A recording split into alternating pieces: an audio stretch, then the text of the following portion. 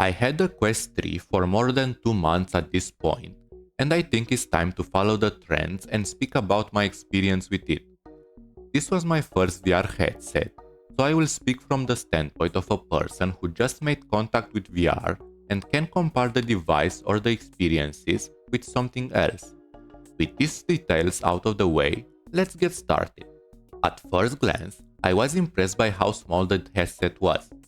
Where I was expecting to some extent to not be a bulky device, based on the reviews of other big VR content creators, until I held it personally, I couldn't imagine it being smaller than my hand. After putting the headset on, I was a little disappointed with the pass-through, which didn't look as good as promised by Meta. To be fair, I need to mention that a part of that is because the lighting in my room has much left to be desired. Nevertheless, opening the first encounter still managed to blow my mind and make me wonder if I just experienced that or I was dreaming in the middle of the day. At that moment, I sincerely believed that my purchase was worth it. Some of you might still be disappointed with the quality of textures the Quest 3 has by default, but I recommend holding on your judgment until you go into the SideQuest app and change the quality of the texture from the preset value. In my case, 2048 proved to be the perfect spot that balanced the visual quality with a good performance. To give some details about the technical aspects of the headset, I will start with the processor, the Snapdragon XR2 Gen 2, that enables everything you do with the headset as a standalone device. This is supposed to have double the processing power compared with the previous generation, which allowed for better graphics and smoother gameplay once the developers decided to make use of the additional power. This is something I noticed myself while comparing the games and experiences that received an enhanced version for the Quest 3 with the ones that didn't. The lenses offer a resolution of 2064 by 2208 pixels per eye and a refresh rate of 120Hz, which gives a good enough clarity and smoothness to not feel like you are in a pixelated old cartoon.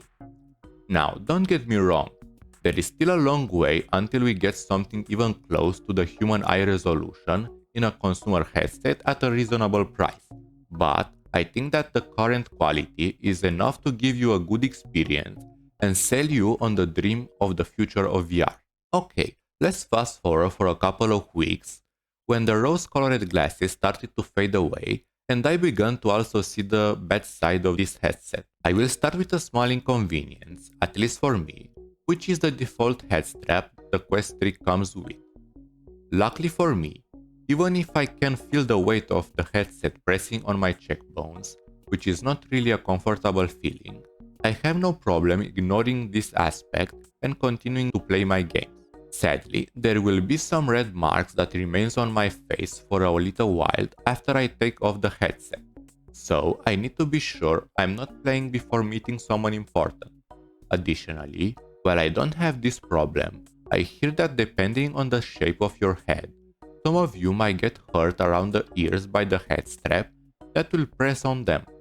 In that case, you will need to make an additional investment in a third-party head strap that offers more comfort. Now, we have finally reached the problem, which is the most significant for this device. Let's be honest, most of you will use the Quest 3 for playing games 90% of the time. Because of that, at least for me, 2 hours of battery life is nowhere near enough. If we are talking about MR experiences, the time you have is even less. I don't care if you are the most casual player in the world that usually plays for 20 to 30 minutes before going to do something else. There will come a day when you are so immersed in a game that you will lose track of time. At that moment, when your excitement is near its peak, everything in front of you will turn black because the headset has lost its power. That will feel like a knife stab to the heart. It doesn't matter that you will come back later because the magical feeling has already been lost. So, I'm speaking from experience when I say you need an external battery that will prolong your Quest 3 active time by at least 2 hours. Even if most of the time you will not get to use all that power, the peace of mind that your device will not shut down when the world is at its best is more than enough to justify the additional investment. It's your choice if you want to get a head strap with a battery or just a battery that you can put in your pocket while playing. The important part is to make sure that it has an output of 18 watts. Finally, the last bad point I want to mention is the microphone, which might disappoint you if your main focus is on social games like VRChat. The good news related to this is that Meta is working on fixing the problem with the following software updates.